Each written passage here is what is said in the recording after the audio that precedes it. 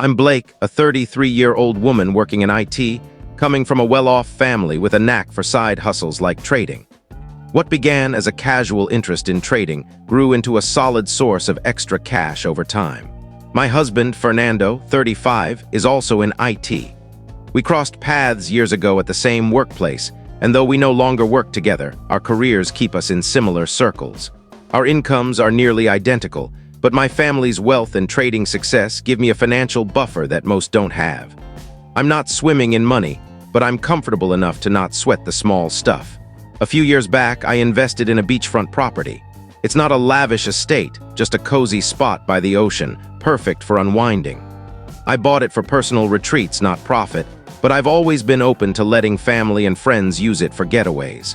It's never been an issue, until now. Fernando's younger sister, Sophia, 22, and I get along decently, though we're not super tight. The age difference and our contrasting personalities keep us from being close, but we've never had any real conflicts. Sophia loves the finer things, designer bags, high-end beauty products, but her job as an esthetician doesn't support her champagne taste. She's constantly racking up credit card debt, paying just enough to keep shopping, and yet she never seems fazed by her financial mess. When she got engaged, she went all in on the wedding. A grand venue, a couture gown, extravagant decor. I knew her budget couldn't handle it, but her parents chipped in, and I assumed her fiancé was helping too. Her fiancé, by the way, is a bit of a mystery to me. He's in sales, seems polite, but we've never had a deep conversation. Sophia always spoke of him like he was her soulmate, so I just smiled and went along with it. When she asked me to be a bridesmaid, I was caught off guard. We're not that close, but I said yes to be courteous. The wedding planning was intense.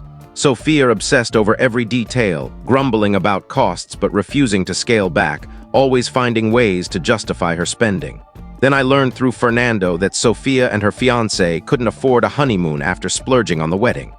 Feeling generous, I offered them a weekend at my beach house as a wedding gift. Sophia was over the moon, gushing about how it was her dream to honeymoon by the sea. I felt great about it, thinking I'd made their special day even better. Trouble brewed at her bachelorette party. I'd agreed to cover the evening's expenses since most of Sophia's friends were either jobless or students.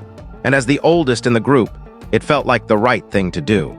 I expected a simple night, dinner at a trendy spot with overpriced drinks and small plates, followed by dancing. The vibe was fun, everyone laughing and snapping photos. I didn't know most of the girls well, but I kept things friendly and went with the flow. Then, mid-dinner, I got an alert from my home security system. The smoke detector was blaring. My stomach dropped. Fernando was out with friends, and I was closer to the house, so I had to rush home to check. Not wanting to stiff the group, I handed my credit card to Sophia's maid of honor, Amelia, around 22 or 23, instructing her to use it for the dinner bill. I made sure she understood before bolting out, my mind racing with visions of my house in flames. Thankfully, it was a false alarm, just a glitch in the system. Exhausted and shaken, I decided to stay home rather than rejoin the party.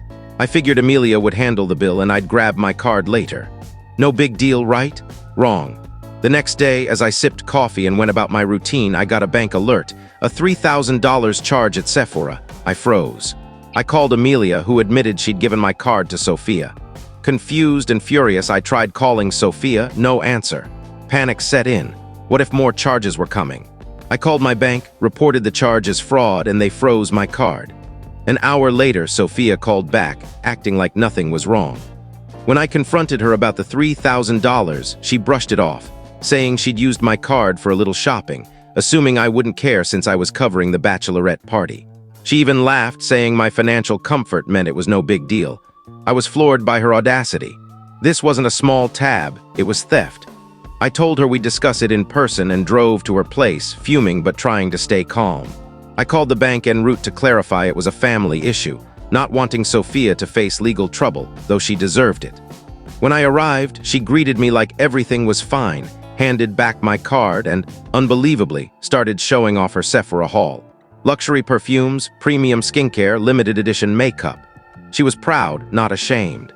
I explained as calmly as possible that using my card without permission was wrong, but she just shrugged, saying I'd always been generous and should be fine with it. She genuinely saw no issue. I took my card and left, refusing to argue with someone so oblivious. In that moment, I decided she wasn't getting the beach house, but I kept quiet for now. At the wedding, I played my part as a bridesmaid, smiling for photos and keeping the peace. I wasn't going to ruin her day. But when Sophia approached me, all smiles, asking for the beach house keys, I dropped the bomb.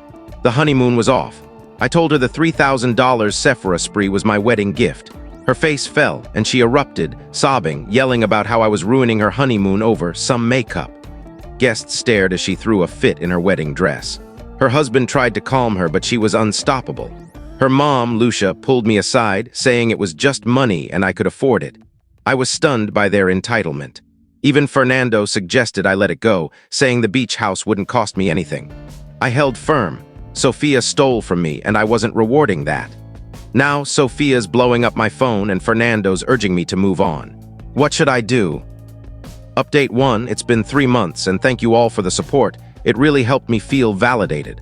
I didn't cave. Sophia never got the beach house, and I stand by that. Fernando initially pushed me to let it go, but after some time he saw my side, admitting he hadn't considered how entitled Sophia's actions were. He's now fully supportive. Sophia and her husband went on a honeymoon, but it was far from her dream getaway.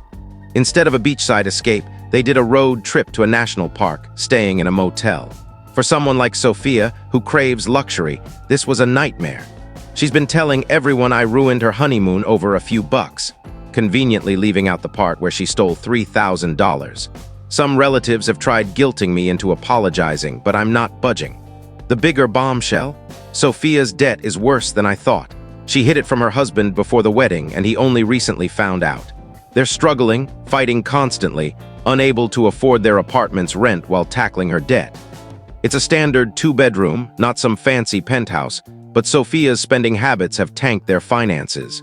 I feel for her husband, blindsided by her secrecy. I don't pity Sophia, she did this to herself. Before the credit card incident, I might have helped her with a loan to manage her debt's interest rates, but not now. Not after she stole from me and trashed me to everyone. Update 2, 2 days later and things are escalating. Sophia and her husband moved in with Lucia, Fernando's mom, after losing their apartment. Lucia, 56, is meticulous. Her house, her rules. She's not warm and fuzzy, so letting them stay is a big deal, likely only because Sophia's her daughter. But this setup is a ticking time bomb.